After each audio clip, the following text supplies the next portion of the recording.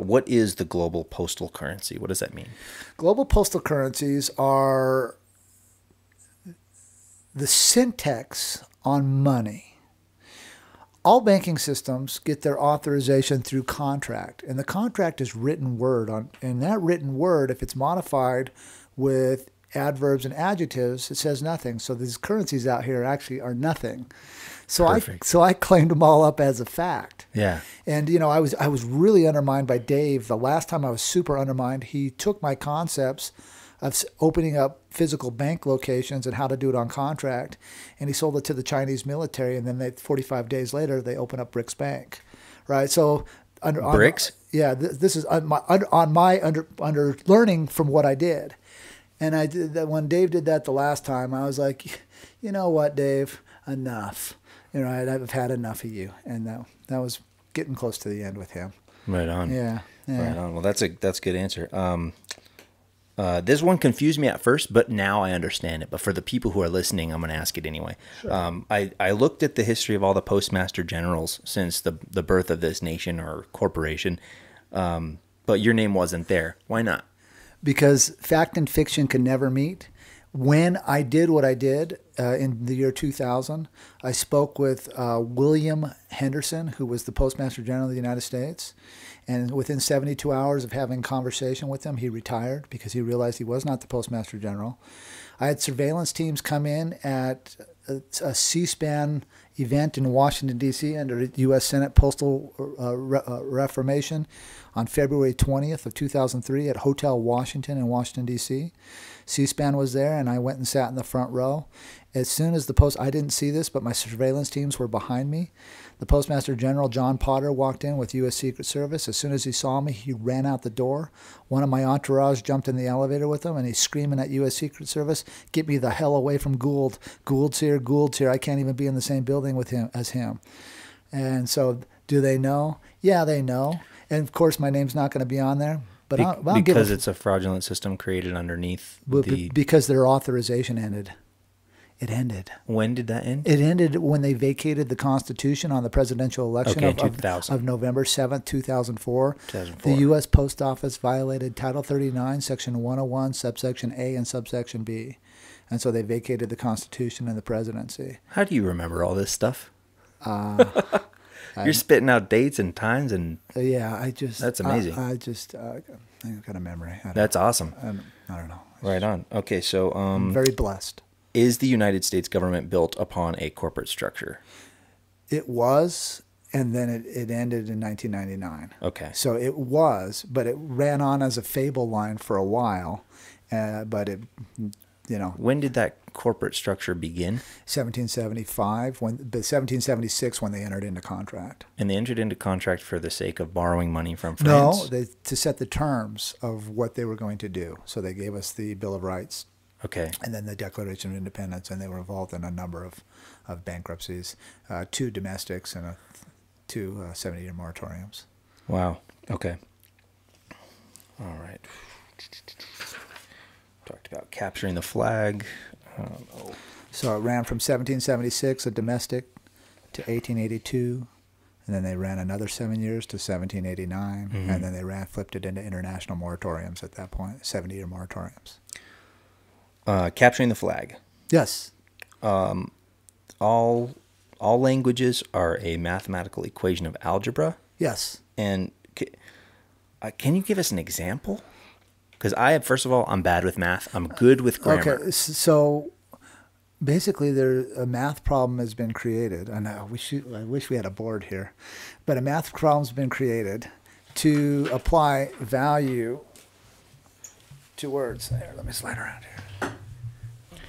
So he's writing down a math equation. Yeah, this is simple stuff here. Mm-hmm. And the opposite of that is, so what goes in comes out. So what are we trying to get to come in here? We're trying to get facts to come in. All right, a fact comes in, a fact comes out. The opposite of the fact goes in. The opposite of 1 plus 2 equals 3 is 3 minus 2 equals 1. A fact comes out.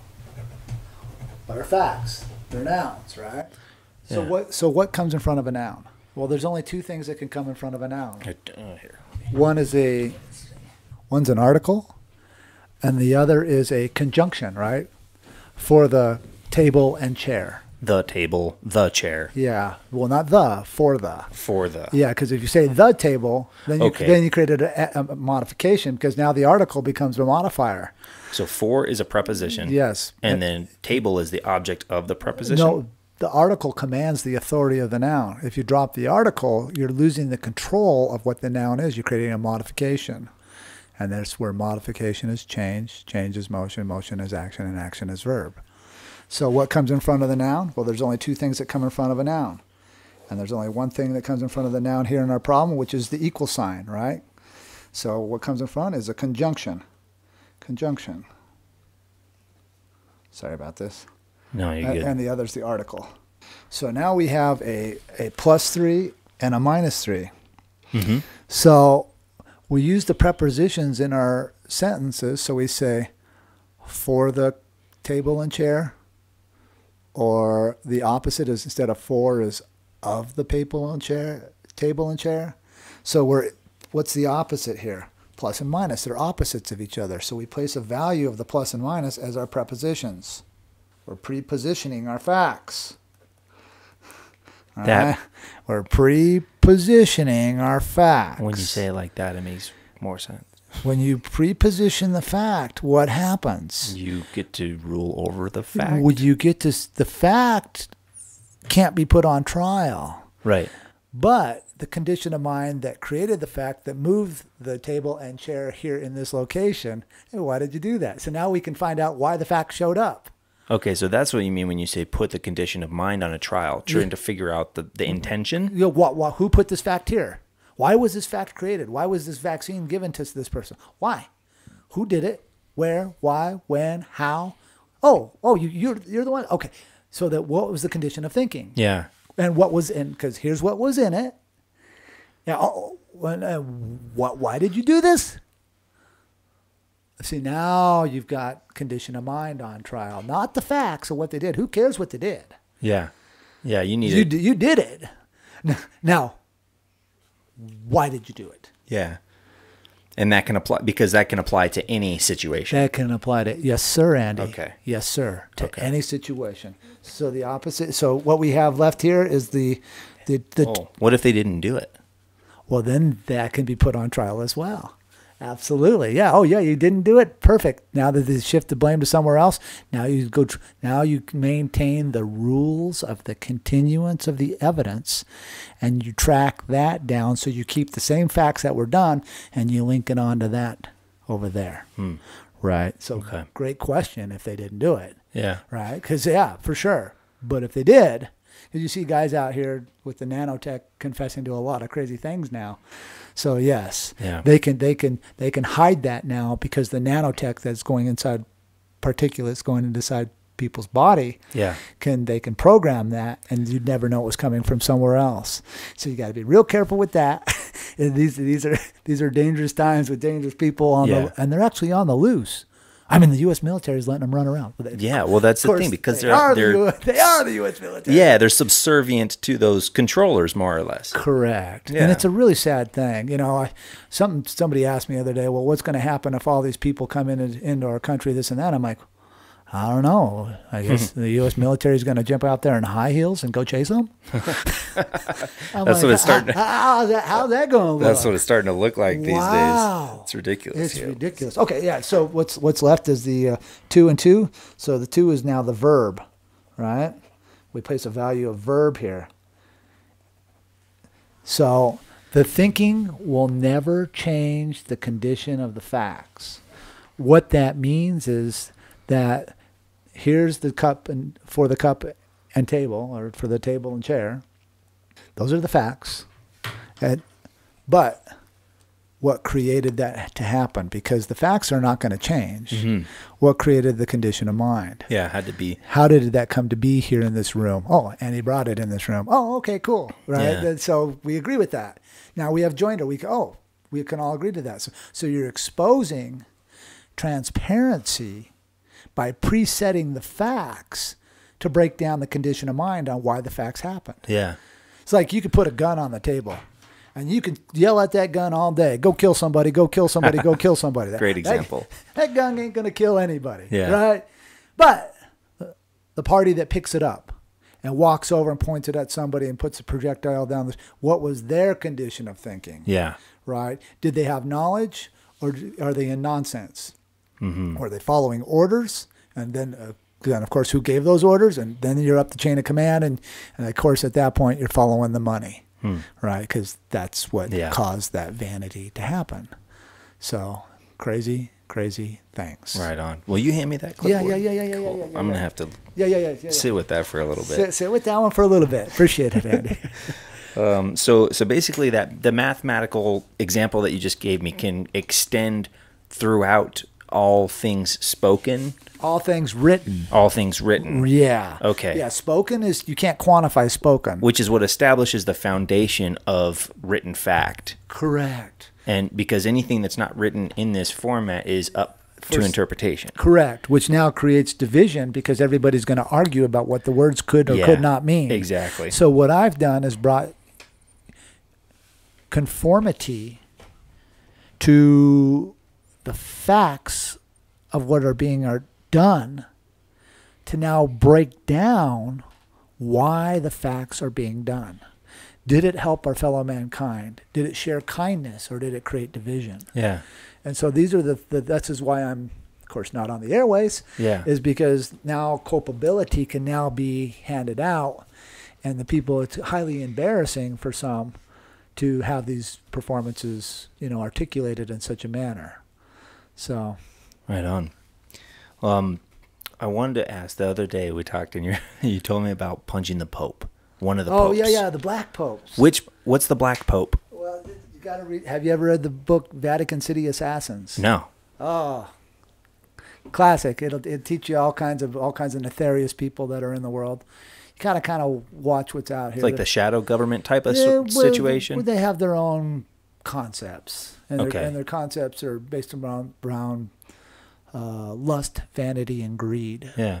And so when you break that down and you see they set up corporate structure, these are like the fastest moving generals in our militaries are with that order, right? The Jesuit order. Okay. Right. So these are advanced people, and they have to do things like, and there's a lot of good people that get stuck in that try to conform, and that's a tough thing. That's a real tough thing because they're very compromised when they come out of those situations, and they're involved in a lot of money games around the world, be it in Istanbul or wherever they're, it's a connected organization. And so a lot of these generals, and why a lot of things are not happening for the national security of this country, is because a lot of those people will lose their financial stability. What are their incentives are for doing that thing? Well, to help, because they're not allowed to help, right? They're stuck in the order, and they're just going to stand in line. Otherwise, the order is very dangerous, and they put bullets in you. Yeah, right. And those are facts, right? So. This is why I'm very different, is that I can walk around and deal with those entities and still be walking around in the next space, which scares a lot. And I see a lot of manifestations when I show up in places where those entities go into physical convulsions, shake, fall on the ground. It's really, really fascinating. A lot of times you get the smell of sulfur. It's really, really fascinating to watch. From those that have been with me, there might be one or two that are listening on this audience that have been with me in specific locations around the world. You know what I'm speaking on. Can you tell more about that? Like stuff people would call paranormal things, like paranormal things that happen? Just spiritual things where people are like, I thought you're supposed to be dead. You're supposed to be dead. That sort of thing. Walking into walls and all kinds of crazy stuff. Wow. Yeah. Okay. So is the Black Pope black? No. Okay. No. There's different armies within those functions over there. Different hallways and different locations. The Vaticans have different controlling factions. So they got blue armies, red they got a lot of different things. What do the colors represent? Different organizations. Oh, okay. Yeah, Gotcha. different secret societies, different sects within the construct, all with the same goal, all with the same leader, just fighting over their crumbs for their jurisdictional venues that they're controlling mankind in. And who is that leader?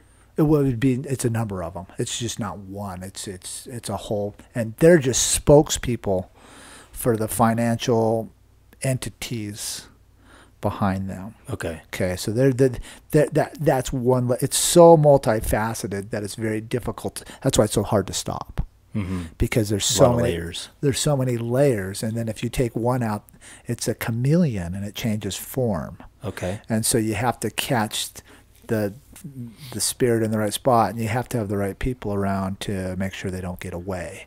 What does this spirit have a name? Well, the good and bad. It's always the fight between. Everybody has free will, or hopefully at this point, who knows, with the nanotech tech, right, and the scalar wave tech. So if you have a choice to do good or to do bad and enrich yourself by doing bad, that energy and that thought process comes into your conscious being, into your spirit. Call it whatever you want. Call it the devil, call it God, call it good, call it bad, call it source, call it whatever. What I'm challenging society to do and mankind to do is feed the energy that comes for the good of man within you, inside of you. What energy do you choose to feed? Is it that of bad? And there's many names for bad.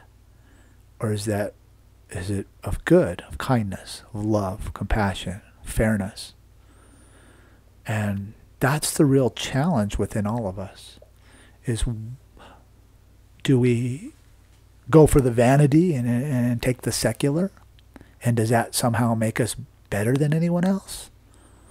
I don't feel like I'm much better than anyone else. I put my pants and shoes on one leg at a time and one shoe at a time. No, so, you? Yeah, yeah. I just feel like I'm a normal person, that I've created something to have, 1 foot in the sea and 1 foot in the land, to help mankind be free from this bondage of this shipping war that we've and communication war we've found ourselves in. So the real challenge is, what energy do we feed with inside of us, and to try not to have it be manipulated in a manner that is harmful to our fellow mankind. Yeah. Right on. Do you know why the Vatican is shaped like a viper, apparently? Oh, well, it comes to, so dealing with the symbology of the Garden of Eden, of what it was, the snake. It was the poison, right? So it's a poison. It's a battle between the poison of what? The mind. Because if you can control the mind, what do the U.S. Army PSYOPs guys say? Control the mind, control everything, right? So and when I'm dealing with the U.S. Psychological Warfare Department, unfortunately, their motto is they wage war through deception. Yeah. Right? So why, if we reverse that, instead of we bring peace through happiness, love, fairness, what would that look like in the third world countries that have been, they're only coming out of what situation that they've been put in, right? So they're in a tough situation, and they think it's going to be better here, and then some have apparently volition to harm our society. I don't know, right? I have not seen these people face to face other than what you run in the streets, and there I'm very cautious, because I am kind of, known a little bit, and I don't know what that means for me and my personal security, right? So I have to be cautious of that at every turn. And so far I've been able to blend in our society fairly well, but the blending is coming more into where people are becoming cognizant that I've set up a situation that they don't have to be part of the paradigm of destruction and death, that they can have happiness. And, when you met me, did I have a big smile on my face? Yeah, you were hanging out. You were chilling. You're having a good time. I'm a chill guy. Yeah. I'm a chill guy. Yeah. You can count on it. And I'd rather do that than go to war, because wars, there's casualties, and it's mainly psychological and spiritual casualties that happen in every aspect of a war. Physical is a part of it, yes, and people are definitely hurt and injured physically. But the spiritual ramifications and the psychological energy that enters in, that people that have seen that, is a humbling thing, because when they find out that they were there for nefarious reasons, it pisses everybody off. And then, well, how could it not? Yeah. How could it not? And then the same thing held true with what I got involved with the world banking system. Whoa, what? This is what I'm dealing with? But there's so much wealth. Yeah. What? Doesn't make any. I got pissed off in a different mannerism, right? Yeah, I may have got my ass kicked a whole lot of times by the federal marshals and sheriffs all over the place, and poster child of being drug out of a car and maced and tasered and beat up. Hey, that's all right. But I did I have trauma over that? Yeah. Hard not to, I bet. Hard not to. Just don't be angry towards them, because that's only gonna hurt. That's gonna hurt you more than them. Yeah. I'm not angry. Well, let's keep running through these questions. We got. Can you describe the bankruptcy trust of 1789 for $3 million? It says the Bank of England picked up the note through the Rothschild family. So they at that point they filed a 70-year international moratorium, because they bought it through international commercial means, and that commercial means ran up to 1889. And in 1889, Abraham Lincoln had to borrow more money to fight the South. And when he showed up to the Rothschild institutions to borrow the money, they told him to blow it out your ass. You have 13 stars on your Union Jack, and you only have 8 states to represent your flag, so your flag etiquette is wrong.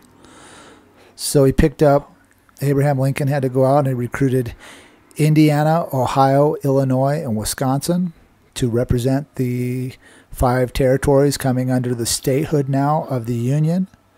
And if you look historically at the militias from those territories, they were financed more than anyone else, and they were ruthless in the Civil War. That was because Abe had to borrow the money in 1859, and then they filed another international bankruptcy, which took them to 1929, and then they filed the third and final right there, which took us to 1999. But that's how that works. Thank you. You need to take 5? Yeah. This is nice. Yeah, Isn't it nice? We can do that. Yeah, this is really nice. Nice. I mean, it just sounds so Crisp. badass. Clear. And it's gonna sound different and better on the other end. Really? Like right now, there's like a little bit of an echo kind of thing in the Yeah. That's gonna be gone. It's pretty good audio quality. Damn good. I'm proud of it. Yeah. Hell yeah, it is. My dad's a musician, and he's really good with audio stuff, and he told me when I first started doing this, he finally listened to one of my podcasts. I was like, oh, cool. He said it's really good audio quality. So coming from him, I was like, oh, I know I must have nailed it. Yeah. But I put a lot of work into trying to figure it all out. This one's going to be a long one, huh? I'll probably split it into 2. It'll be a 2-parter. Okay. But that's okay. Yeah, the last fine. 2 or 3 have been. I love it. We're going to send it out to our network once we get it. They'll watch it and be Perfect. impressed. Yeah. We have quite a big network there. Awesome. Yeah, and you're asking questions. They're asking. You're asking questions. They're asking. Awesome. Or Yeah. that they've never got to ask. Even better. Yeah. And how often? Yeah. I'm very lucky to be able to Yeah, we're thankful. to hang out and talk. Yeah, we're So, very thankful. Thank you. You bet. Well, let's keep rolling through these questions and we'll just do that until we get to the subject we want to go deeper in on. All right. All right. So we got what does a flag represent, and according to who? Okay, great question. So a flag is a symbol of a corporation or nation And so you see a lot of corporate flags now that fly outside their businesses, but mainly nations that use that to protocol to let whoever's coming into contract in that location know who's showing up and what the terms are. And so I am the bearer of the flag in quantum grammar, Title IV, Sections 1, 2, and 3, as well as the civil peace flag, which is like the customs merchant flag, which I filed copyrights for in 2007. So I filed those copyrights at the U.S. Post Office, Department of Navy, as well as the United Nations. So you own the actual copyrights to the U.S. flag? Yes, and then the Secretary of Navy's office signed a lease with me to lease the Title IV flag. So there are specific terms of those leases. Number one, there's not to be any presidential elections because there's no president, and some other safeguard ones for me. So the Hansford T. Johnson at the Secretary of the Navy's office through William Ball, who was working in the office on that day at the Pentagon, and they signed the lease and signed the stamps and joined the quantum banking system. So I had my bank charters there, and so they joined the Department of Navy, and that's why the Navy psychologist showed up in my trial to talk to me about my position as Muster-Master, Muster-Master-General, Commander-in-Chief, Postmaster-General, Treasurer of the country, because they had grave concerns that I was about to get killed, and they were even concerned for me. They said, "Hey." They weren't the ones that wanted to kill you? No, they came in. I was at a civilian place, and the Department of Navy showed up. No, they weren't after me. They were asking questions, wow, especially about what the hell happened at the Vatican, what the hell happened here, there, and all over the place. Can I get one of these flags it's a different size than the standard flag you see, right? Yeah, Title IV flag. Next time I come up here, I'll make sure I get you a flag. Oh, you got one in the car? Hey, we got one in the car. We'll get you one now. So can anybody order one of those? We sell them. We order them. Yeah. You guys sell them? Yeah. But cool. we definitely can get you hooked up into that link. Awesome. For sure. All right. Yeah, so back to the question. So the Navy, the reason why I went to the Navy is the Navy was in charge of vessels going through martial law theaters offshore for the former United States of America. And I was they told me that I was the only citizen who, number one, timed the bankruptcy to walk through the door and re-register the flag. And they were very honored that I would lease it to them. I'm like, hey, our Department of Navy, our soldiers need to have a flag to stand with. And see, it's really sad about the military is when you go to before you go to the military, you go to the post office, and outside the post office is flying a Title IV 101.9 dimension flag. And then when you go into the post office, they're flying a yellow fringe flag. And then when you go into your branch of military, they're flying yellow fringe flags. But when you die in service, then they give you the Title IV flag as honor. And that's what they put on the coffin flag. That's the Title IV flag. So in and out, theoretically, they're correct on their soldiers moving in and out of theaters in battle. And so there's a lot of flag etiquette laws that come into place in the military theaters as far as where the blue field flies on the shoulder patch, right? Because nothing's between the blue fields. That's your kill zone. I mean, there's a lot of technical things. So do you know why on the military uniforms when you're in theater they fly the flag on the shoulder patch backwards? Yes, because there's nothing to be alive to the right of the field. So that's your kill zone. So anything you see when you're turning, that's what you can kill. So technically you're correct. And you can learn about that in your, if you study I was pretty blessed. And I dealt from 1996 to 2004 at the day of court martialing. I got to deal every 2 weeks with the U.S. Department of Navy JAG, who was learning the protocols of quantum grammar with me, and they were teaching me about a lot of classified stuff of shipping for the U.S. military. And so I developed quite a relationship with the JAG officers, specifically a couple guys. And the day that they dishonored their contract with me, they actually called me down with the security teams at the Pentagon and called me on the phone. They said, Russell, we know you're going to be back, but now you got to enter into this. I'm like, because I'm a peaceful guy. I'm like, I don't want to go to war. That's the last thing I'm wanting to do. And what do the yellow fringes on the flag mean? What does that mean? The yellow fringes has many jurisdictions. So to place a yellow fringe on a on a flag for the military is a military parade flag, and that's okay. It's a 3x5 military parade flag, and that is what they fly in the military. However, to put it in the civilian sector, it's a violation of Title 36, Section 176, subsection G, which means they're desecrating the flag. So it comes under flag desecration by placing marks or objects on the flag. So that's the title side it violates. In one of your videos, you said that you court-martialed George W. Bush. George Walker W. Bush, yes. And what was that for? That was for false and misleading statements to the U.S. military for trying to act like he was some kind of president.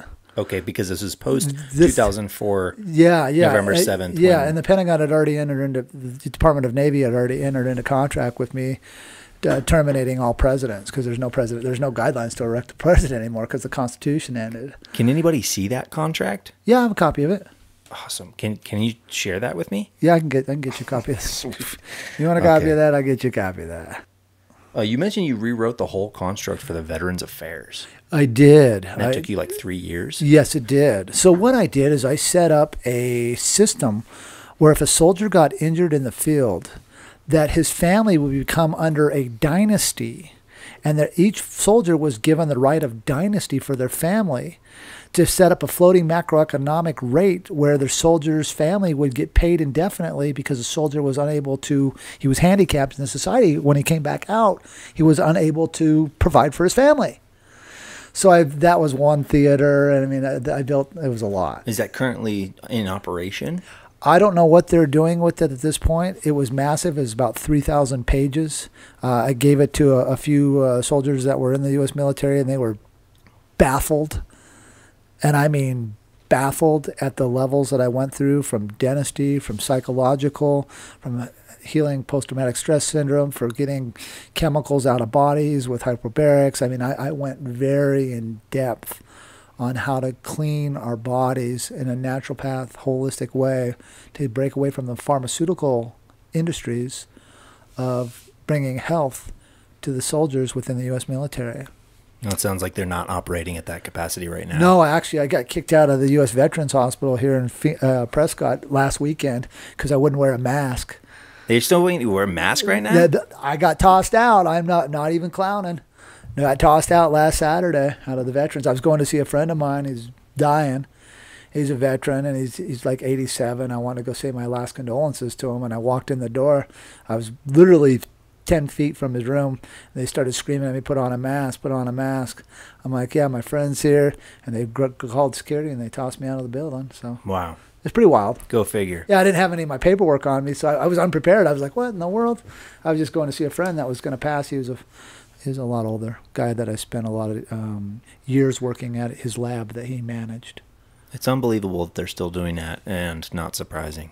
Yeah, craziness. That must have been an extremely tedious task to rewrite all of their all their administrative forms. Yeah, I mean, you have no idea how tedious that was. Horrible. That sounds horrible to me. That sounds like torture to me. I syntaxed them, improved them fraud, and then I rewrote them in quantum grammar. Awesome. It was really cool. It was really. You know what? I learned a lot about veterans I call it veterans-fairs, not affairs, but fairs. Yeah, it's pretty cool. This one we kind of touched on, but I'm going to read it the way I wrote it. Why should anyone that's holding any kind of power or authority, whether it's false or not, why should they submit to the correctness of this contract that you've established when so few people know about it or abide by it? Isn't it easier for them to not honor it and just do business as usual? Well, they have to look at the long-term effects of what they're doing to their own families. So this really is challenging because you're looking at the causality of choices that they're making that undermines not only the national security, but the peace and sovereignty and the happiness and living of their own generations. Yeah. And they're not taking that into consideration when they're making these choices.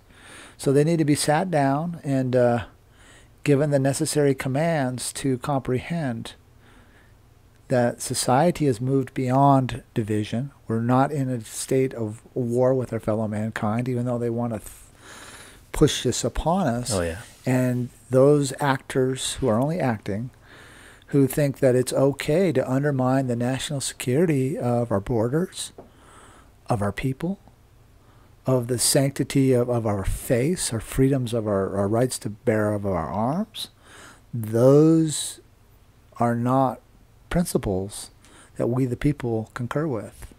And I was told, the first time I dealt with a senator on this, his name was Alan Simpson. And he was a U.S. senator from the state of Wyoming. And I pulled out a dollar bill and showed him how America was a verb on the money and in violation of Title 18, 1342 bank fraud under public embezzlement of Title 18, 641 through 646. And he literally took off a running from me, and I said, I know I got something here when senators are running.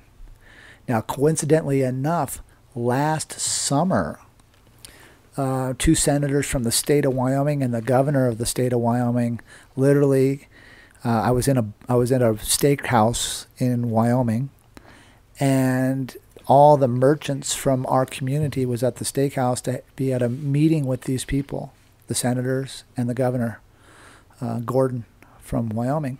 And as soon as their security found out that I was in the building, they kicked all merchants out of the building, closed off the bar, bought me 10 shots of Jaeger bombs, and they Jaeger bombed them up with me. And they wanted to have a talk with their security team, specifically with me, for 2 hours about the grammar and the quantum banking system that I was bringing to planet Earth. They had a former senator there who owns the newspaper in the local community who had run me down in their newspapers, the B-Bouts. And I told Eli, I said, look, next time you run me down in your fucking newspaper, I'm going to take it fucking personal, and you ain't going to fucking like that. He said, yes, sir, Mr. Gould. I says, you run me down all you want. I says, but next time, you've been told, I'm not going to be nice. Governor was like, he was cool. Have you ever had a situation like that where you had to exercise some sort of physical force against somebody other than personal fights? Yeah. U.S. Secret Service, fumbling, bumbling idiots. Yeah, number of agencies for sure. Where you had to have your own security address them? No, fuck no, bro. Took care of it myself. Fuck no, bro. You kidding me? They come at me 2-on-1. They got problems. I may be little, but fuck, I'll crack those fuckers. I could fucking deck dudes, bro. I'm good. All right. I trust myself. I've been in a lot of fights when I was a kid, right? It's your ability to get angles. There's no rules. Yep. And so, no, I'm good. Hey, U.S. Air Force sat by with their security personnel and watched me knock the fuck out of them. It was cool. Yeah. Right on. No, it's good, bro. I'm good that way. I got to get some of that confidence. Yeah, well, you got to know what you're doing. I have some training, and I really appreciate that. I don't have enough training, but I know people that are helping me with that. Yeah, and so that's cool. It's cool.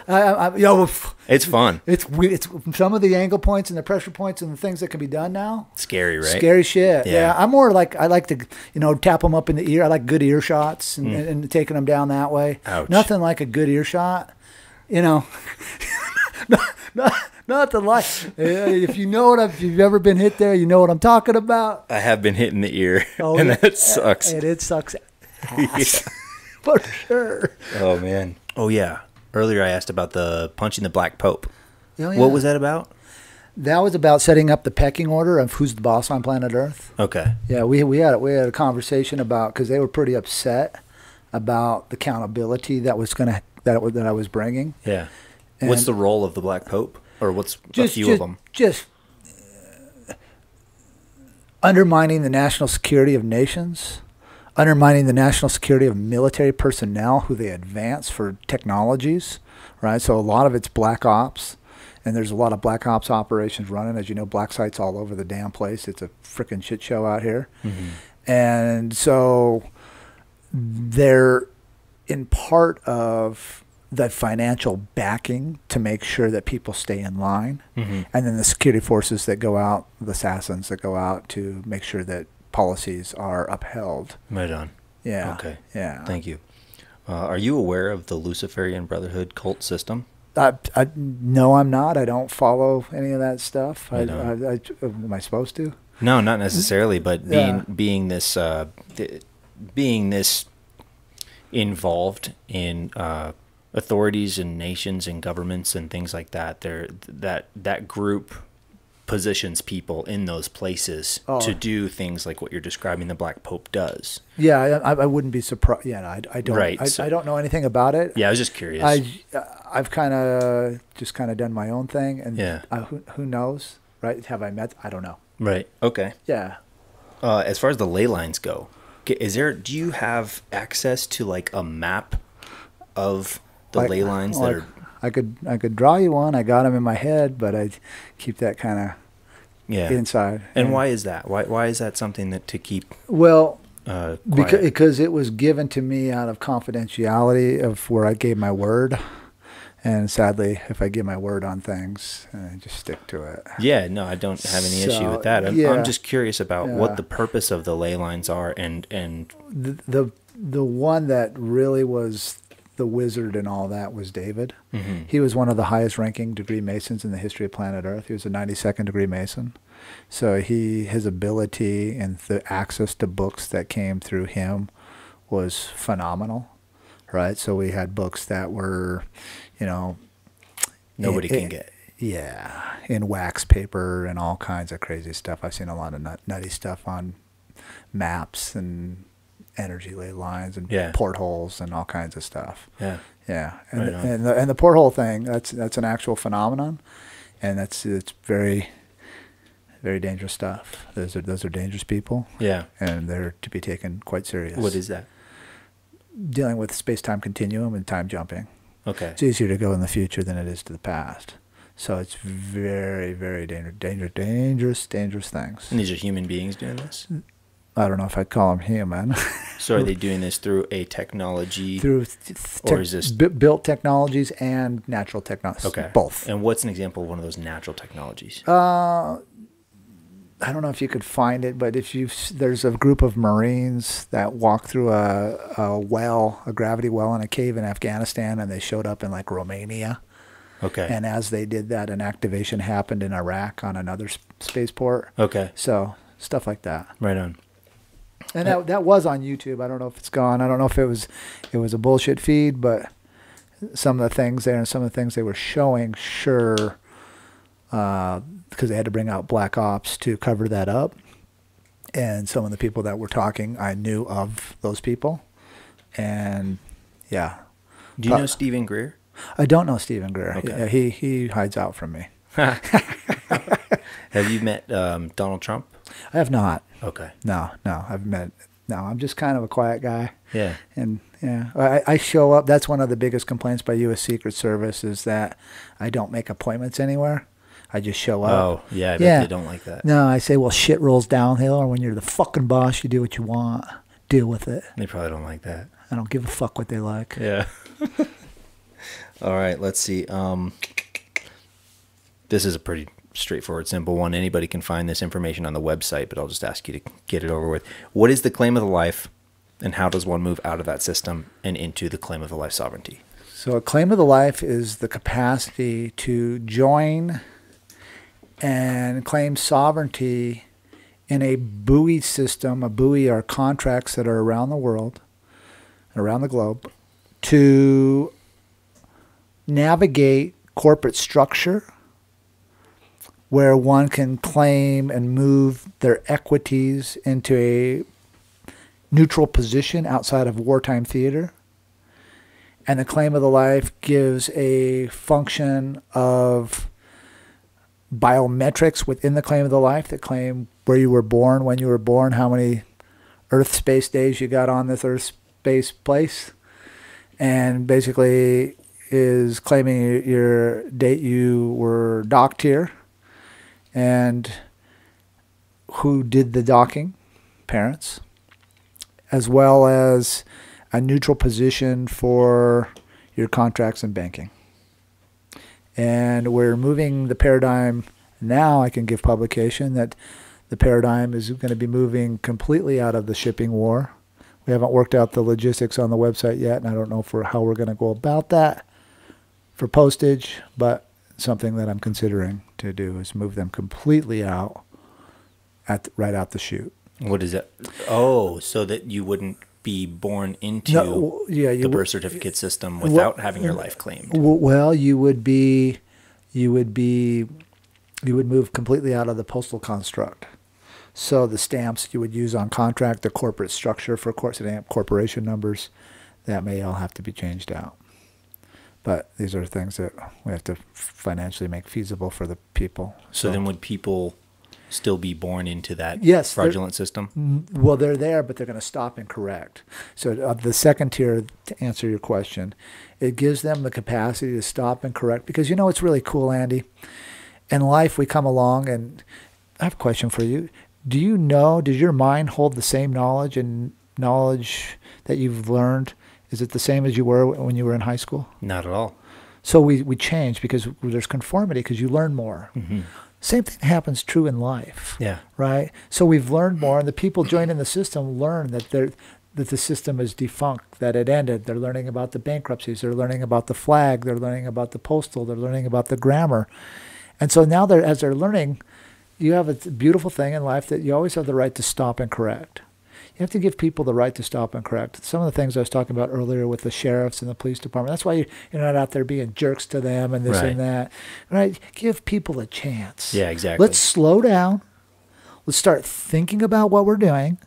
And let's learn how to communicate and where we give people a chance. So it gives people the chance to stop and correct the usuries that they got stuck in, whether with knowledge or without knowledge. And so it gives them a chance in when you get a claim of the life, we have steps to go through to now establish them as a fact in those paradigms that they were a part of in their past. Mm-hmm. And so that's kind of what a claim of life does, is it cleans that up. Thank you. And what's the legal name with or without punctuation? Because you introduce yourself as colon Russell hyphen J colon Gould. Period. Yes. So let me show you something. If you look on your computer screen right there, what time do you got up there? Let's see. We got 11:51 a.m. So if numbers are nouns and people are nouns, now take the colon out of the time and tell me what you have. 1151 a.m. Or 11 space 51. Okay. Point being, you're engaged in subjective interpretation at that point. So if numbers are nouns and people are nouns, why aren't people using punctuation in their names? Because they're allowing subjective interpretation to translate who they are. So this is why we use punctuation in our names. Because if you don't have the right procedure, you're going to come up with somebody else's answer. And then you're establishing yourself as a fact. As a fact. Rather than a maybe. Correct. Now think about it. When you go to the bank, since numbers are nouns, let's take it a little further. If numbers are nouns, and we go to the bank and we write a check to ourselves, and we put 30-5, and that equals 35. But now take out the procedure of the hyphen and come up with the same conclusion. So you would write it out numerically, 30 space 5. Like 30 space 5? Correct. Okay. Right? Because you're losing the jurisdiction of what you're trying to claim. And this is why we have hyphens between our first name and our middle name. Because we're taking control of the jurisdiction of who we are. Awesome. Thank you. You bet. Hey. You motherfucker. Hey. Numbers don't lie. Dude. Procedure. Right on. Procedure, bro. Holy shit. Oh, yeah. I know the answer to the first part, but the second part I want to know. Do you have privileged or classified information about the so-called U.S. government and or any operations being carried out by them or entities associated with them that you can share with us? Oh, boy. Nothing that I really want to go public with. That's cool. But are there things going on? There's ops going on everywhere, and everything's a psyop. Yeah. So be real cautious on what you allow into your field. Cool. And to include screens and media such as that? Oh, definitely number one. Okay. Yeah, definitely. Everybody gets their own AI called your cell phone. And so that is curtailing based upon algorithms that are in place. Mm-hmm. And that's not good. Yeah. Not good. Yeah, because you have to think DARPA is like 10 years ahead in technology than what the public has available to them. Maybe 200 years. No way. Maybe. Maybe. Maybe. All right. You got any examples? No. Nothing Okay. I'm talking about. That's cool. All right. So if the government is legally illegitimate Yes. and cannot pass or enforce laws against us from a legal standpoint, No. how do we individuals stand our ground against that? Well, you got to get your claim of the life and clean up your usuries, and at that point, network in and get your your business constructs in a position where you can't be harvested, and you can still use my banking system, which is I control all grammar and all banks on planet Earth. So you can pick whichever one you want and go into it, but you have to have performance contracts and your usury set up with those banks. Okay. And yeah, and it sounds very different because it is. And it's definitely different for the banks, but once they pass it up to legal and you say the right things, I can firsthand witness that it's a win-win situation for the claim of the life citizens. Right on. Yeah. We talked about we used DUI as an example earlier for like being an asshole, breaking laws or whatever. So Yeah. you can't get out of This is killing someone. This is not a get out of jail free card. Right. Right. This is about putting yourself on trial for being accountable for your positions. Now, if somebody needs killed, right, then the way you choose to go about it, you'd want to be, you want to make sure your volition's all up front, right? And try not to do that. What do you mean by that? Look, say you and I are out on the street, we're having a good time, and we run into Fauci. What the fuck are me and you going to do, bro? me, I don't know what the fuck I'm doing, right? Yeah, but yeah. I'm good that way. Yeah. Right? Now, you're going to be surprised. No. You're going to be like, nope. Yeah, so that's what I'm talking about. Right? Okay. Stuff like that. Okay. Yeah. So not trying to be threatening because it's not a threat. I understand. It's a guarantee. Right. That's different. That's okay. I see what you're saying. And how would that work on the back end? Let's say that literally did take place and you killed Fauci on the street. I'm good. I run the court systems. I know exactly why I did it. I can put my facts on trial, and we can trace down his money and find out who's financing him to go chase them down. You got some friends that want to roll? So then did you commit a crime? No. Why? Because he's a public safety hazard. And under public health, he's a public safety hazard because I took out the World Health Organization in the military court-martialing in 2005, so their policies are not valid. And to set up corporate structure, I took out the Universal Postal Union, and for them to set up corporation doesn't exist. Good God. Okay. Excellent. Juggernaut. Huh? Juggernaut? I'm the juggernaut, bitch. Oh, yeah. All right. Let's see.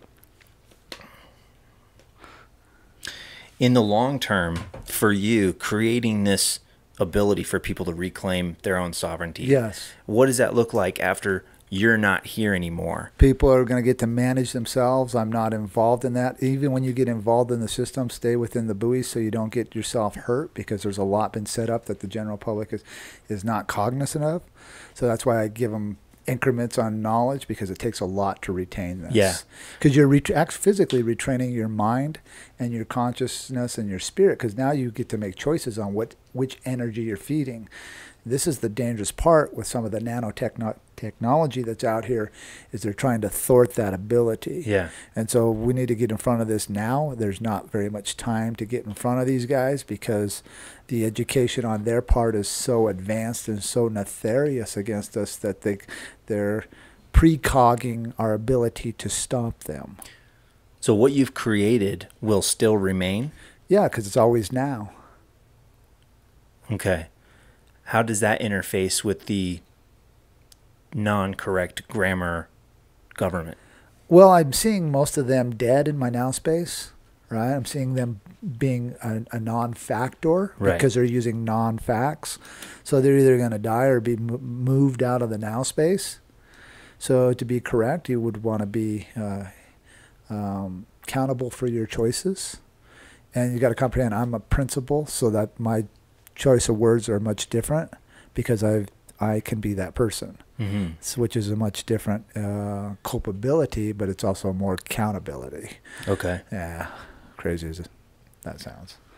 So does this need like a critical mass of people in order to dissolve the current structures?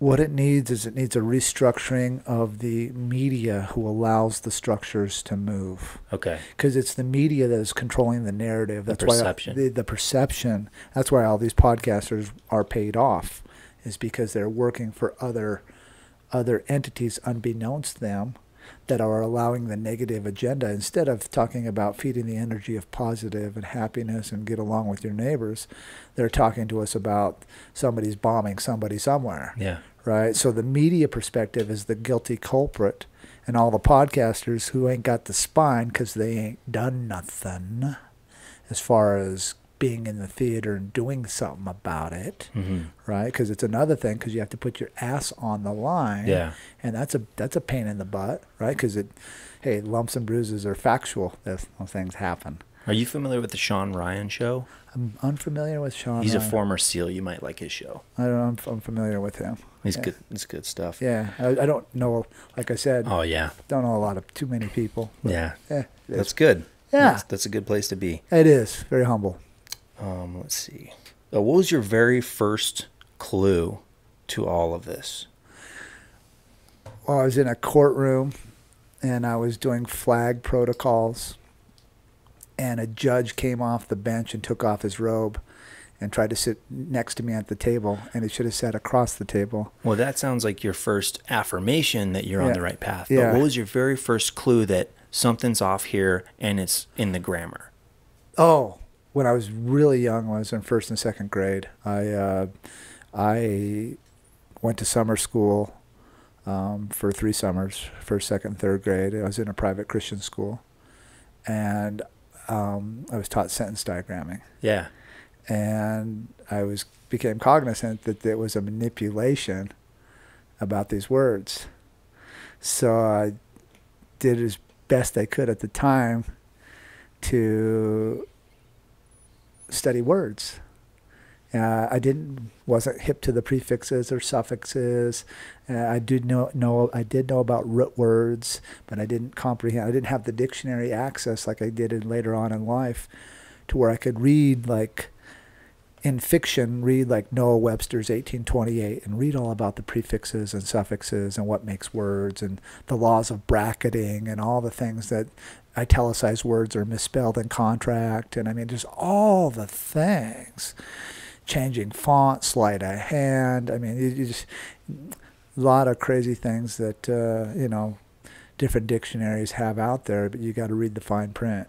Are any of those dictionaries available to anybody? You could go online, and I think you could find that one, yes. Okay. Yeah, I think you could. It's 1828, I believe it is, the year on that one. Right on. Yeah.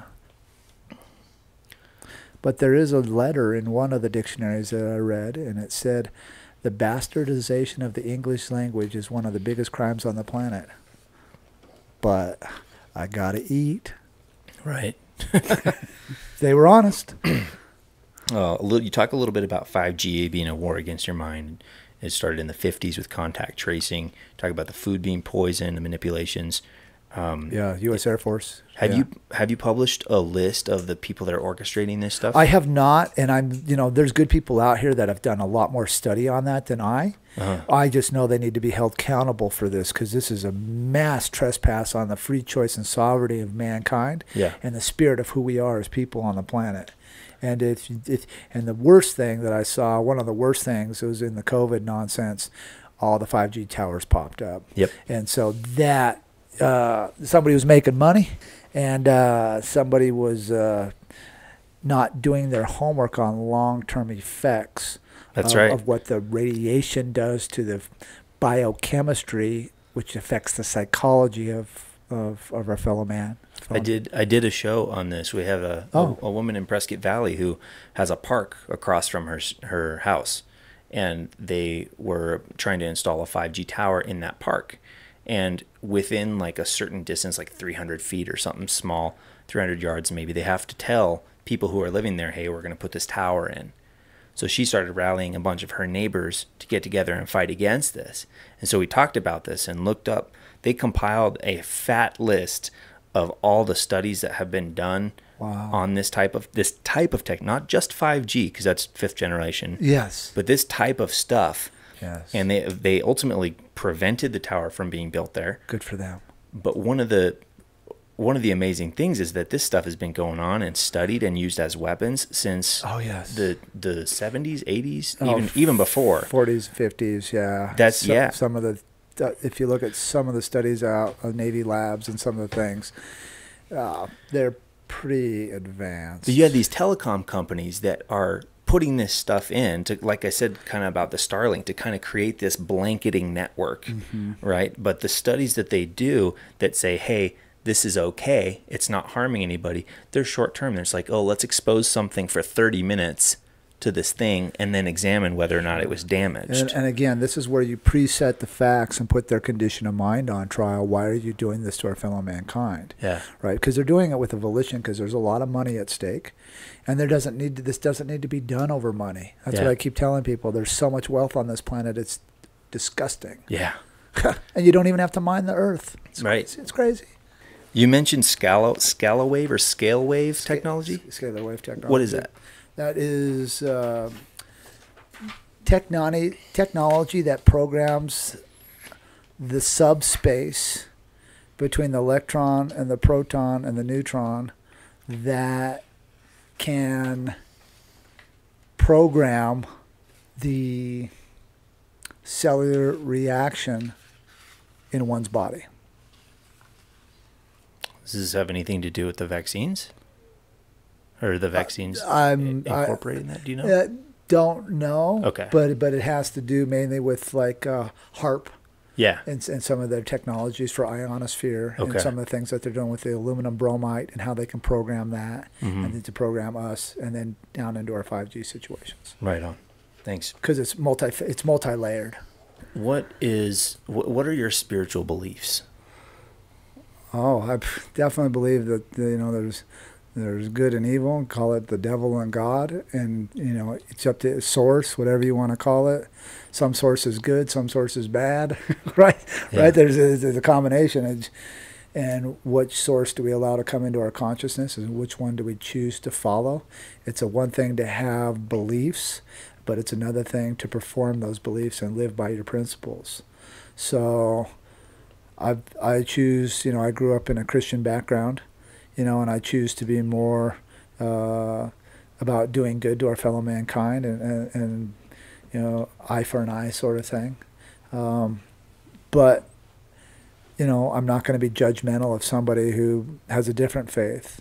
I will say, when I was at the Vatican, they had a lot of different names for me, and they called me a lot of different things. And they talked about propping up endless wars through religious faiths as a good thing, and I didn't necessarily concur with that. Everybody, it's a fact that you can't throw apples in a fish tank and expect the apples to thrive. So multiculturalism, and some of the things that they're doing to create division is engineered, no doubt. To create division and hardship in communities, to create societal breakdowns, to create, more of the energy of negativity than I see in a positive application. Because this has been done, I'm hoping that people see the value of trying to communicate before they destroy themselves. Because I can write in Farsi Arabic and take it to English and lose no deviation in my sentence structure. Right? I can go in and out of all languages in the world and translate.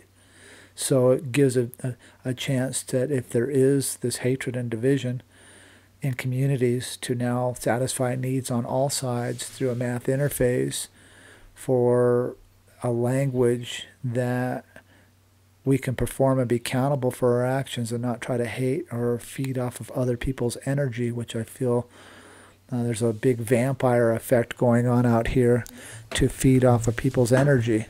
So do you have to know that language? I mean, obviously you don't know every language in the world. No, I don't know every language in the world, but I've dealt with a lot of, because of what I've found myself in, I have found myself next to the families that have approached me that have the oil and gas concessions for the U.S. military, and most of them are Arabic speaking. So I've had to construct contracts in Farsi Arabic and quantum grammar on their claims of life. How do you do that? Well, I sit down with the families and I compartmentalize and use the nouns. They go off of their principle of being from Muhammad, and so they have a different birth date system than we do on their lifespan here for former United States. Did you sit there with a translator? Well, they can speak English too. Okay, so you kind of go word for word on, and then put it in prepositional phrases, sentence structure, and all that stuff. And backwards.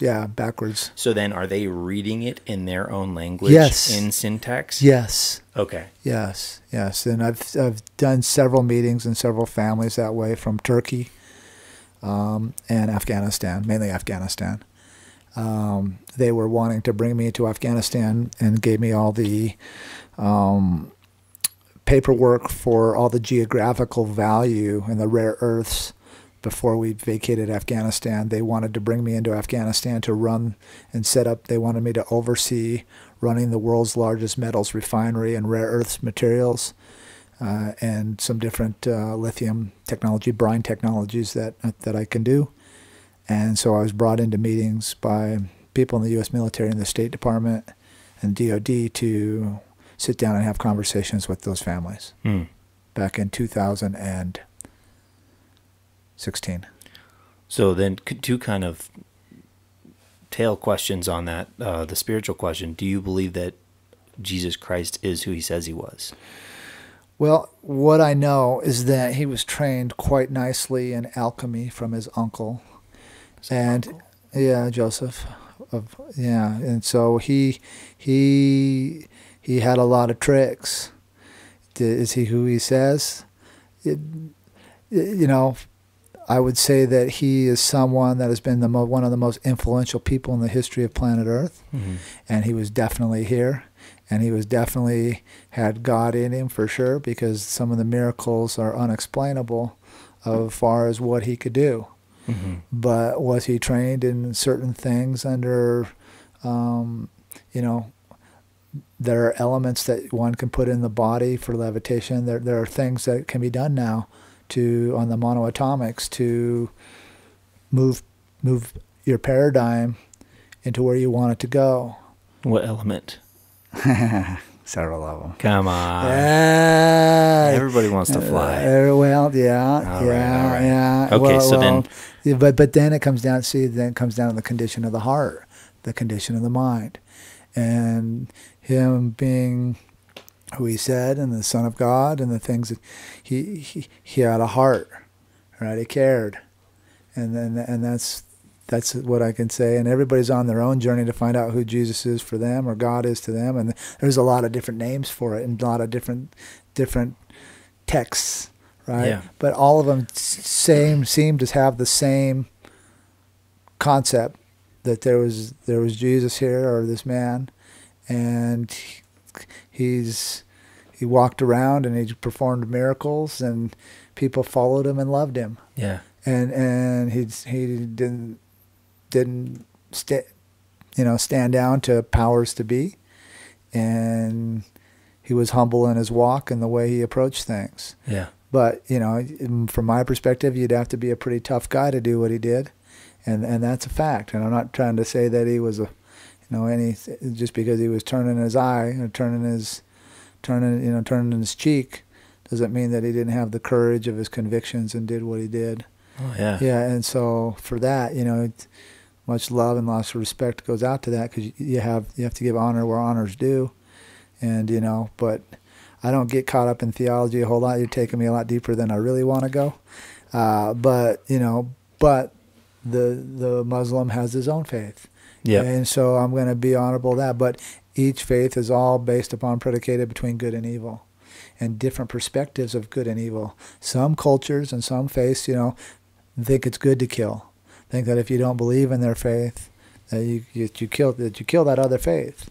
Whereas the teachings of Jesus didn't teach that, right? So people have to really be, critical in their thought process. Do they, are how they choose to follow that? Yeah. Well, thank you.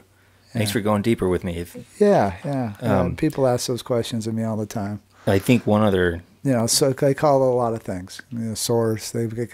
People have a lot of different names for what Jesus is. Oh yeah, I've studied far and wide. Yeah. Just curious what your perspective is. Well, my perspective is that there's definitely a journal where there was somebody here by that name, but there's also different names for that too in different cultures. Yeah. So I just know that there's good and evil, and there's good and bad in every culture. Indeed. So what does it mean to you to be free? Oh, it's a lot of happiness, a lot of space where there's no angst or no will being someone else's will being thwarted upon you, where you get the freedom and the happiness and the love to make your own choices, and those choices have causalities, and those causalities can be good or bad. Cool. Right? So and my thing is, I built a system that I don't have to manage, so I don't have to, because people get to be accountable for their own actions. So I don't have to be judgmental towards people. I kind of like that, because I don't walk in their shoes and they don't walk in my shoes. Right on. So it's I don't want to judge them. Thank you. Yeah. I think you mentioned the definition before, but what does the word quantum mean? So quantum is breaking things down from a pluralism of quanta into its least common denominator, and putting a finite closure that people can comprehend and come into joinder with. Okay. There's kind of a comparison today that we could probably give some credence to, of being caught in the Tower of Babel. Oh yeah. That idea. Yes, we are definitely, babbling and can have confused languages everywhere. And the quantum system gives people a chance to translate in their languages and bring it back to another language and still mean the same thing. Yeah. And please keep in mind, Andy, that all words aren't the same in other languages. So we correlate the synonym to that word to best give it the same volition, to have the same outcome for comprehension in a sentence. So, yeah, I like to think of definitions because they're subjective, right? So I like to illustrate the subjectivity of a word's meaning like this. If you're walking on a path, you've got the edges of the path, and you get the middle of the path. The given definition is the middle of the path. But you're walking on this path of interpreting a word, you can go over to the right side. Oh yeah. You can go over to the other edge, and every single person is walking on their own path. Different angle, different perspective. Yeah, based on where they came from and how they learned. Sure. So it's very subjective. So somebody goes through this claim of life, they're awarded it. They just join with it. It's not like you're getting an award. You're just given it. I guess receive. Yeah. They receive this thing. Yes. How does that change their normal life? It doesn't. They're just setting up a dual citizenship for themselves. Everybody has the right to do that. They're still going to maintain, except they're going to start setting up performances for their outside usuries, like at banks, school boards, children. We've used this for children going through public schools without social security numbers. I mean, it's a number of things that come into place. So how is it a dual citizenship if being sovereign means you're not a citizen? Well, because that's where you come into play, saying that you're now taking jurisdiction over that which you are now leaving behind, and salvaging over comes under salvage. And you're salvaging your knowledge and your equities from the past and bringing them into the now to make sure that you can control your world. So this won't absolve anybody's current debt in the current system or anything like that? No. Okay. No, this is about accountability.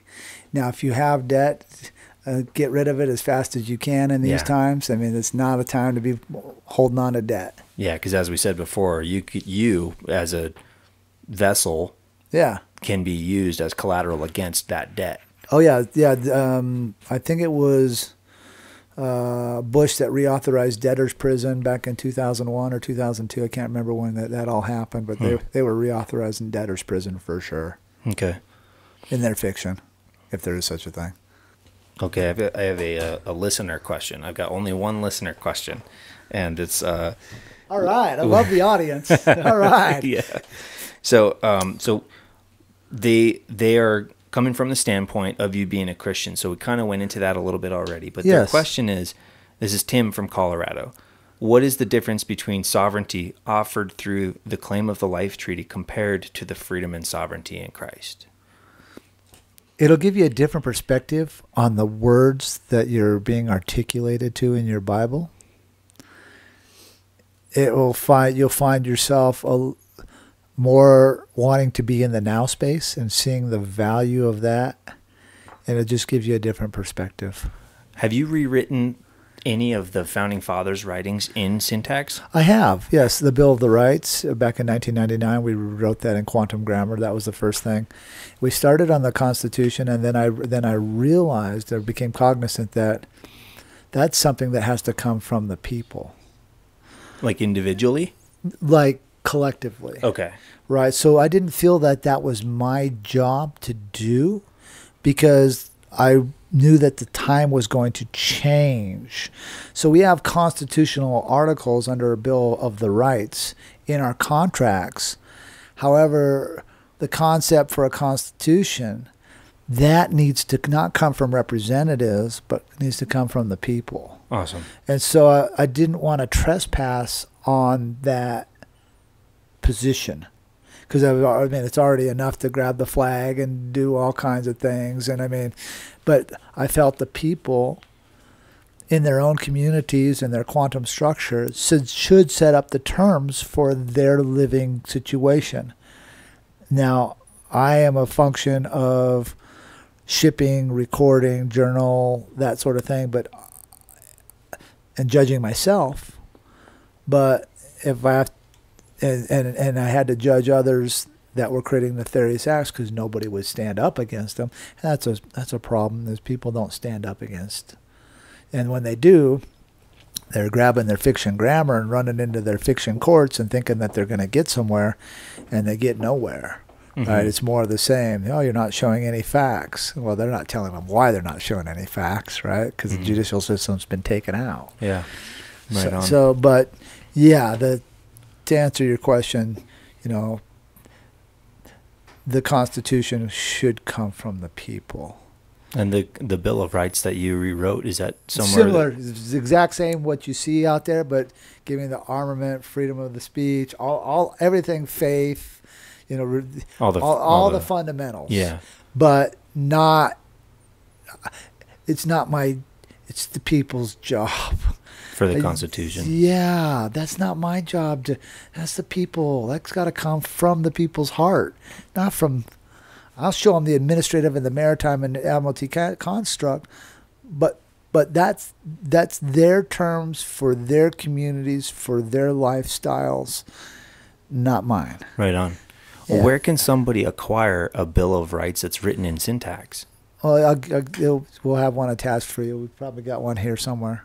Awesome. Yeah. Is it on your website as well? It's not, okay. but it's something we probably should make available for the general public. We just have chosen not to. Mm-hmm. We're starting to get a lot more people come aboard. People are finding out that people have been trying to undermine me all over the world. That's been a problem with credibility. So they create like fake versions? Oh, fake versions of me. They got someone down in Australia that makes giving people claims of life out with their pen names.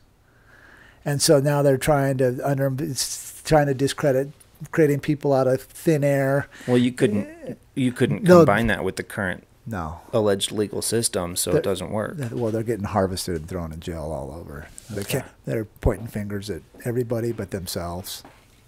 this you might be able to answer this because you just talked about the Bill of Rights. So one of the frequently asked questions on your website, I'm going to read it, and then I got a question about it. It says, I'm a felon. It's been years since this charge. How does it affect my claim, and am I able to get my right to bear arms back strictly for hunting and protection for my family? The answer is you may proceed with your claim of the life. For now, you'd have to go back into the courts and get your right to bear arms expunged. What we do is once you start stepping into the quantum grammar, now you can start moving into claiming your rights. And we have found, or I've seen with other people in that same circumstance, that they have been left alone. So could they get their Second Amendment right back under the false system? The system will just act like they don't exist because they're not there. So you got to keep that in mind. The system doesn't exist, so they're not going to bother them because they've claimed their rights of sovereignty and moved outside the paradigm of them because they can't state a claim. Their ability to state a claim against them is now gone. They go bye-bye. Yeah, The courts. The courts don't have the ability to stake a claim against them because they have claimed their sovereignty back. Correct, and which voids whatever was done because it's no longer there because you can syntax it, prove it to be 100% fraud, and tell them to stop and correct, and they can't stop and correct because they're not going to correct the whole system for one person. Even though that felony charge in their system will still be visible, it may or may not. Each circumstance is a little bit different. Okay. Yeah, each circumstance. And you might have to go through the fumbling, bumbling idiots and deal with all them too simultaneously and all the nonsense with their nonsense. But see, I am of a different thinking, and I believe my freedoms weren't won with a registered gun. So I have a whole different thought process there going on. Yeah, I think I'm a little bit more aligned with that as well. Yeah. That is all the questions I have written down. Wow. Thank you. Thank you. Yeah, I got one more that has to do with the creating value and the alchemical, whatever's going on there. Yes. Can you explain a little bit about what you're doing with that and how other people could be a part of that? Yeah. So what we're doing right now is we're putting that in position to backstop people's shipping war that they're in. So we're putting that value behind stamps, and we are. When is this going to be published? Probably next week. We're you can say it, and I can pull it out if it needs to be pulled pulled out. Yeah, what we're doing. Don't say anything you don't want now. Yeah. Whatever you want to say. Yeah, just we're coining coins right now for the general public to put behind in their portfolios for their businesses. We're hopefully getting into more of a manufacturing position here. I don't have a manufacturing plant set up yet, but those are things that are hopefully coming in the very near future. And so I'm working on that. So the coining coins would be legitimately backed valuables for someone's wealth? Yeah, it's gold. So what we're doing is we're taking their gold and silver and burning it, and then I put it into this turn it into a hermaphrodite. Hermaphrodites are electron donors and givers simultaneously, and then I'm spinning it and changing the metal signature on it and bringing it back through electrolysis to make larger mass. Can somebody use what you just said and figure out how to do it on their own, or probably not? I assume you said it. They got to learn how to look, and they got to learn where to look, and it's a lot. It's a lot. It took me a lot to figure out. Very cool. Yeah, it's cool stuff though. It's really cool actually. That's awesome. Metallurgy, yeah, I love it because, I always told myself you could throw paper at someone, it doesn't hurt, but if you tag somebody with a metal bar, you leave a mark. Yeah. That's the one I'm after. Right on. People have tried with. Cool. Yeah, I've been given it's a huge gift that I could give to the world. I don't know if they're ready for it, but it's a huge gift. So is it your hope that eventually this form of value will be what's used in the world? Well, it will be because I disqualified all the banking authorizations worldwide. Do you have a projected timeline on that? As soon as the people get educated enough to use it. That's what I thought. So then if educational. So without the entire population being educated on that. It could be used corporate to corporate, business to business, person to person if they so choose. Person to right person. Right now. But they have to have gone through the claim of the life in order to use that. So they have to have that dual citizenship. They have to. in order yeah, to use that. Otherwise, yeah, because otherwise the fiction is going to grab it and saying you're not claiming your facts. Right Who on. are you? You're a fiction. Yeah. You can't be in two places at the same time. Wow. Is there anything else that you want to share before we wrap this up? I don't know. You covered a whole heck of a lot today. Yeah, I did. I mean, it's a lot, and it's probably a lot for people to process. Yeah. And I hope your audience does some searching out. Yeah. And looks into what's been said, and really considers the energy that they choose to feed in their hearts and minds. Mm-hmm. Well, thank you so much, sir. You bet. Thank you. Blessings, Andy.